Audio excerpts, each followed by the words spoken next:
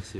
Merci, Monsieur le Président, mes chers collègues, Madame la Ministre. Moi, je voudrais commencer par un point de méthode qui fait que notre commission, à peine renouvelée, doit, d'arrache-pied, s'atteler à l'analyse de la LPPR et dans le même temps de la loi de finances 2021, avec par ailleurs un exercice difficile qui est que il faut absolument que la loi de programmation budgétaire soit votée avant le budget 2021, parce que 2021, c'est la première année de la LPPR.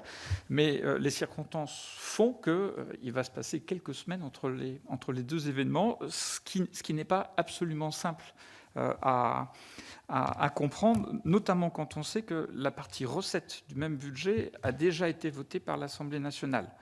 Et on sent que la marge de possibilités laissée au Sénat est réduite par cette conjonction calendaire qui nous est peu favorable. Voilà. Donc je voulais commencer par ce point de méthode.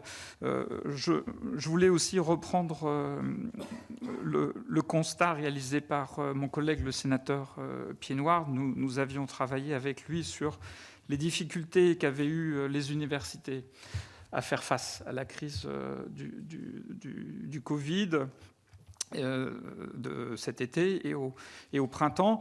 Les universités ont dépensé beaucoup d'argent pour aider les étudiants. Elles ne le regrettent pas, c'était une nécessité absolue. Elles se sont aperçues, et ils nous l'ont dit, qu'ils ont découvert à cette occasion que fournir un ordinateur à chaque étudiant, ce n'était pas un luxe, et que c'était une nécessité absolue, et c'est des choses auxquelles malheureusement ils n'avaient pas pensé avant la crise pandémique.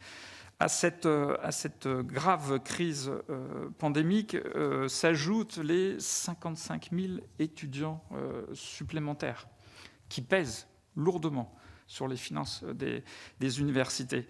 Or, j'observe objectivement que votre budget s'inscrit peu ou prou dans la trajectoire qui a été définie par la loi de 2018 sur la programmation des finances publiques pour les années 2018-2022. C'est à peu près la même trajectoire, c'est-à-dire qu'il n'y a pas de prise en compte à la fois de la crise pandémique, d'une part, et de l'augmentation forte du nombre d'étudiants.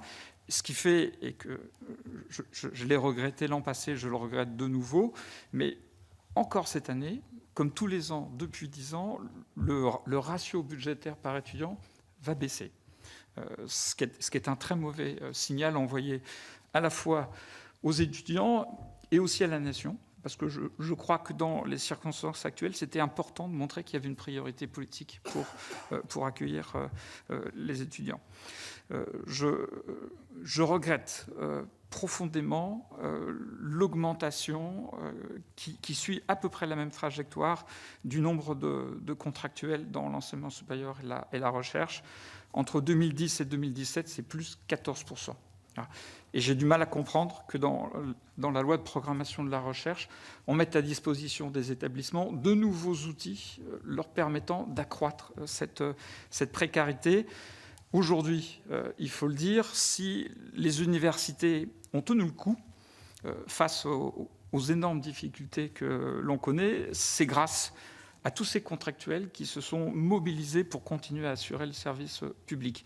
Et je crois que la moindre des choses, c'est aujourd'hui de leur offrir un peu plus de postes statutaires, c'est-à-dire des conditions de travail un peu plus sereines et un confort individuel qu'aujourd'hui, ils n'ont plus. Et je trouve que c'est catastrophique pour l'image que nous donnons dans la nation au métier de la science. Et je crois que ça fait partie de la revalorisation que vous souhaitez, que nous souhaitons, que de leur offrir des postes de titulaires.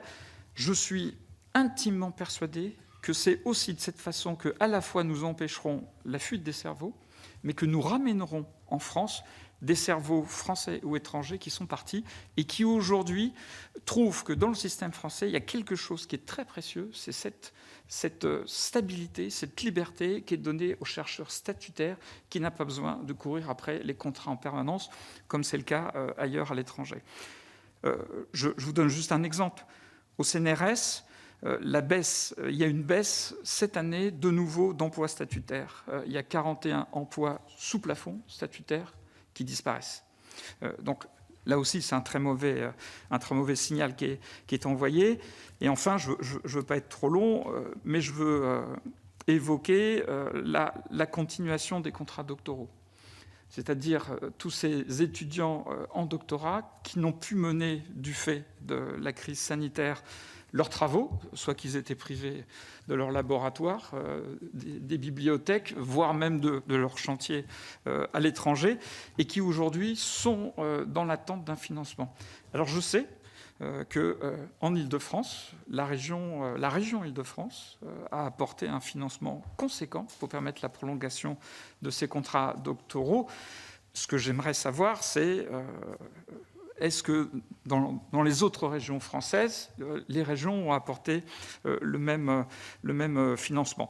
Je vous le dis, j'en finis là, sur la compensation du GVT, bon, je n'ai pas bien compris la démonstration, mais l'avantage, c'est que comme on va continuer à travailler avec vous dans le cadre de la EPPR et reparler une nouvelle fois du budget 2021, je vous reposerai la question en séance.